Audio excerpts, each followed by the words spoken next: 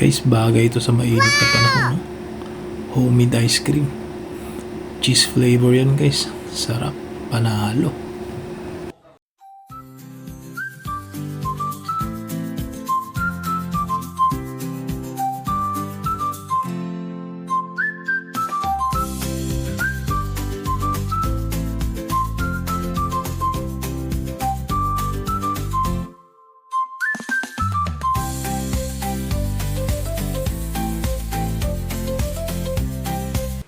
Eto guys, ang mga kailangan: coconut milk, all-purpose cream, condensed milk.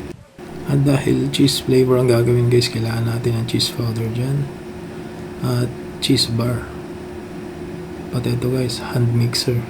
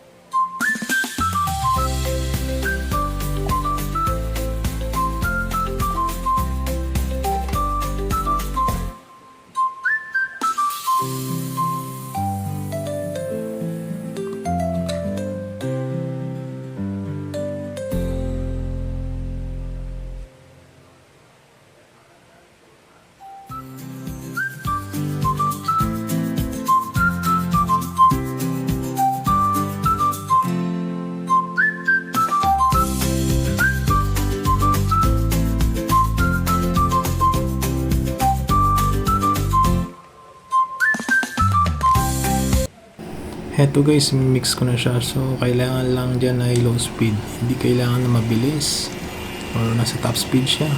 Hindi kailangan nun guys. Low speed lang. Para maganda yung paghalo niya. Saka na yung high speed niya yan. Ayun guys, after nga ng mixing, tinikman ko siya. And then yun, nakulangan ako ng tamis.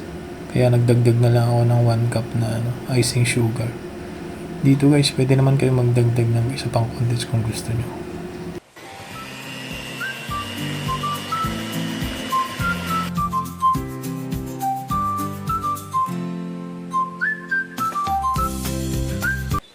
Eto guys, ang ginamit ko palang cheese dito is cheddar cheese. Kaya naging ganyan yung itsura kasi na frozen. Ayan guys, hindi natin kailangan ng mixer dyan. Hand mixing lang siya guys. Mano-mano lang para hindi madurog yung mga cheese natin. Ganyan lang siya guys, dahan-dahan lang. And guys, okay na. Nilipit ko na nga siya sa container para malagay na sa freezer. Kahit overnight lang siyang ilagay sa freezer guys, okay na yan. Matigas na siya. Kasi yung all-purpose na ginamit ko, maganda. Mabilis siyang tumigas. Hindi katulad ng ibang all-purpose dyan na bagal tumigas guys. At ayan na nga guys Eto guys, kung ganito kakapal ang bibilin mo sa mall, mahal na to guys, kaya be wise. Eto nga, sarap niyang scoop guys, smooth. Oh, grabe, panalo.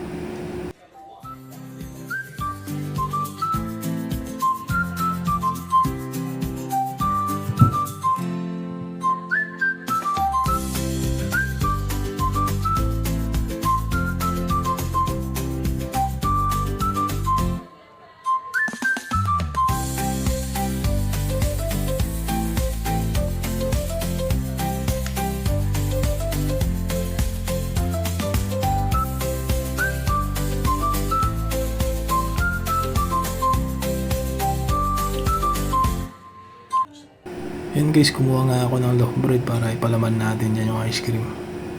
Ganyan ang ginagawa ko guys pag masarap yung ice cream, pinapalaman ko sa loaf bread guys. Panalo kasi yun eh. Panalo yung ginawa ko guys. Wala akong masabi, panalo. Ayan guys, ipalaman mo sura yung tiki ko loaf bread. Ito guys mapitpitin basit. Naku. Sa unang kagat guys, makakalimutan mo lahat. Mawawalan problema mo guys. Maramis. Oh. Panalo guys. Kung nagustuhan nyo ang video guys, please follow and share. Thank you guys. Ingat.